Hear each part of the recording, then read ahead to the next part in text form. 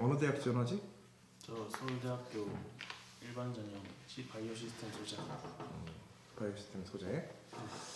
그래, 지금 화학 문항 하나 준비했는데 문제 전체 보면서 좀 어때? 뭔 내용인지 이해를 할 수 있을 것 같습니다. 응? 뭔 내용인지 이해를 할 수 있을 것 같아요. 그래? 바로 얘기를 하면 되는 건가요? 자리가 가장 뭐 좀 편하게 풀었던 문제가 어떤 거야? 저는 일단 1-2번이 가장 편했다고 생각합니다. 1-2번이? 네. 이 보정하는 상수, 이 보정하는 식의 구조가 왜 이렇게 보정식이 나오게 되었는지에 대해서 혹시 설명해 볼 수 있겠어? 네, 일단 우선은 잠깐만 기다려 주시겠어요? 네, 먼저 이상기체에서는 일단은 그 이상기체 자체는 이제 서로 간의 그 상호작용 같은 거를 무시한 채로 이제 그 기체에 대해서 이제 한 개의 알갱이로 거의 이제 분석을 하게 되는데, 이제 실제 기체들은 이제 서로 간의 이제 상호작용이라는 게 생길 수 있으니까 이제 그 차이에 대해서 문제를 묻는데, 먼저 여기에 이 식에서 봤을 때 이 압력을 봤을 때 먼저 이 원래 그 실제 기체는 이제 실제 기체는 그 오히려 화전이 봤던 게 없었는데, 네, 여기서 이제 밀도의 제곱에 이제 농도의 제곱에 비례하게 되는 이제 서로 상호작용하는 분자의 쌍이 이제 나오게 되는데, 이제 서로 상호작용을 하면서 이제 서로 간에 이제 부딪히게 되면서 이제 기체 내에서 압력이 이제 증가하게 되니까 이제 그 분자의 쌍의 개수에 따라서 이제 오히려 그 기체 내 압력이 이제 증가하게 되겠죠. 그래서 이제 그 분자의 쌍이 농도의 제곱에 비례하므로 이제 그 부피 전체를 즉 몰수의 제곱에 이제 부피의 제곱을 나눠주게 되면 이게 오히려 이제 밀도의 제곱에 관한 방정식으로 나타낼 수 있게 됩니다. 예. 이 하필이면 밀도의 제곱이야?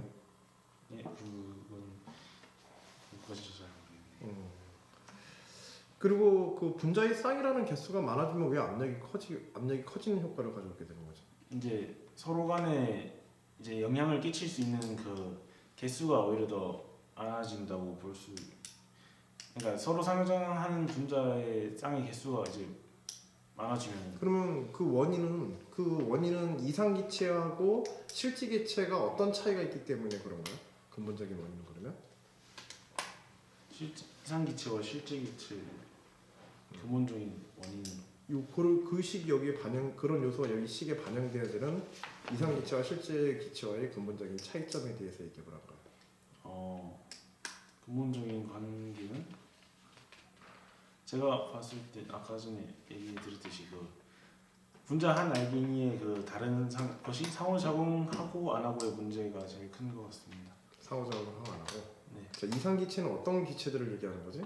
어떻게 가정 기체를? 그러니까 이상기체. 문제 맨 앞에 있잖아. 근데 실제 기체에서 이제 서로 간의 상호작용하는 것을 빼는 것을 얘기하지 않습니까? 그리고 또 분자의 크기도 이제 무시하게 되는데. 그러면 분자의 크기는 이 현상에 영향을 주진 않아? 아니죠. 분자의 크기가 이제 그 부피에서 조금 이제 크게 좀 작용할 수 있는데, 이제 분자의 크기가 이제 크면 오히려 그 분자의 크기가 크면은 그 물체가 분자끼리 서로 이제 만날 수 있는 확률이 좀 더 커질 수 있다고 생각합니다. 그래서 이제 또는 부피가 늘어나는 효과를 가져와 감소하는 효과를 가져와. 전체 부피가 감소. 두 번째 항에 대해서 그럼 설명해 보겠어? V-MB. 네. 그래서 이제 이 V-MB는 이제 몰수에 따라서 이 부피가 줄어드는 것인데, 이제 잠깐 개봉도.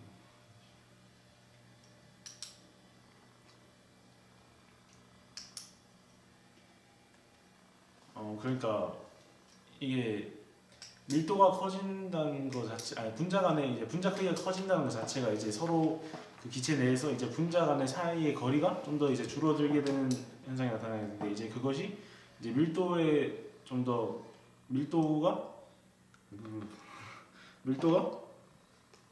커져서 차분하게 네.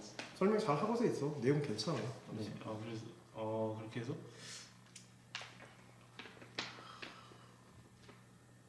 그래서 실제 빈 공간보다 분자의 고유 부피가 있으니까 그치? 네. 분자의 고유 부피가 있으니까는 실제로 운동할 수 있는 공간이 어때? 이론적인 이상기체의 부위보다는 좁죠. 그치? 네. 그래서 그것이 뭘로 반영되는 거야? 이 NB로 이제 그럼 요 B는 어떤 라인이겠어? 그럼 여기서 B는 B는 분자 하나가 차지하는 제 크기 그치? 그 뭐 이용간 거리? 실제 뭐 이런 실제 정도는 부피가 되겠지. 되는, 그래 좋습니다. 용어들을 조금 정리하면 돼. 알았죠? 네. 내용 잘 설명하셨고요. 1-3번은 어때? 1, 3번은 제가 문제 파악하기가 너무 그래프의 모양이 대충 어떤 형태야? 제가 생각해봤을 때는 대충 일단 혹시 그린 게 있어? 그린 게 있으면 저 한번 보여주세요. 근데 이거는 제 생각에 아직 미완성인 것 같습니다. 그래. 어떻게 이런 그래프가 나왔지? 일단은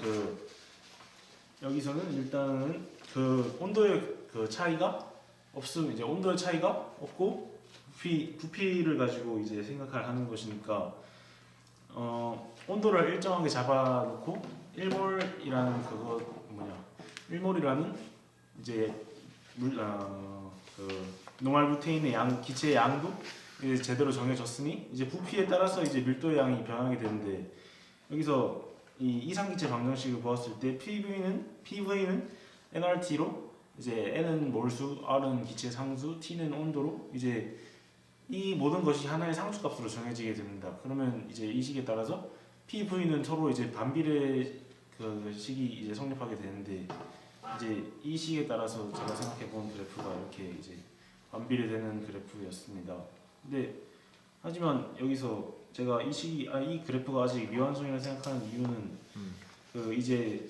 이 액체상의 밀도라는 것을 생각을 해봤을 텐데요. 이게 제가 그 이제 액체상의 밀도가 만약 이 밀도 자체가 그래프에서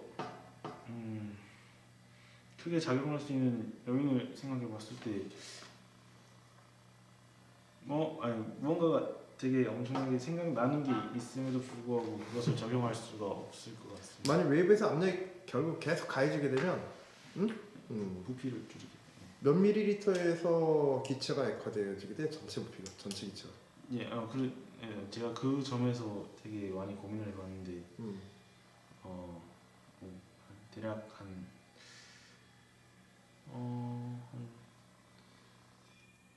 0.1리터 정도쯤에서 이제 0.1리터쯤. 0.1리터쯤에서 이제 이게 액화되게 되면서 그 다음부터 이제 이 그 압력이 오히려 커질지 작아질지에 대해서 그것을 잘 못하겠어요. 만약 압력이 계속 가해진다면? 압력이 지속적으로 부피가 계속 줄어든다. 그러면 압력이 계속 이제 커지고 있다면 증가한다. 증가한다면 그러면 물체가 액화되고 다시 모든 그래. 내부의 압력이 그냥 이제 좀 다시 증가하겠죠. 그래 일단 여기까지 볼게. 일단은